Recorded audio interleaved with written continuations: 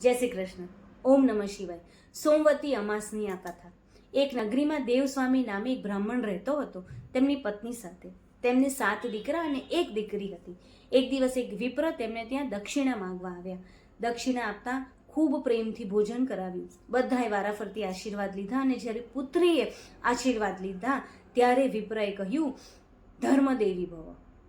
બધાને ખૂબ ચિંતા થઈ અને તેમણે તરત જ તેનું કારણ પૂછતા કીધું કે તમારી દીકરીના લગ્ન જો સોમા નામે જે ધોબી છે તેની સામે લગ્ન થશે તો જ તે લગ્ન નિર્વિઘ્ન પાર પડશે. તપાસ કરતા ખબર પડી કે તે સિંહણ દ્વીપમાં રહે છે. નાનો પુત્ર સિંહણ દ્વીપમાં જઈ સોમાને પ્રેમપૂર્વક લઈને આવ્યા અને દીકરીના લગ્ન કરવાનું શરૂ કર્યું. દીકરીના 3જા ફેરાએ તે જમાઈ મૃત્યુ પામ્યા. સોમાએ ખૂબ આજીજી કરી અને વિનંતી કરી કે હું જે પણ અમાસ કરું છું તેનું પુણ્ય પ્રભુ આ દીકરીને આપો અને તેનું પતિ હમણાં ઊભો થઈ જાય. અને પતિ ખરેખર ઊંઘમાંથી જાગ્યા હોય તેવી રીતે ઊભા થઈ પાછો 4થો ફેરો પૂરો કરે છે. આ મહિમા છે સોમવતી અમાસનો. જય શ્રી કૃષ્ણ.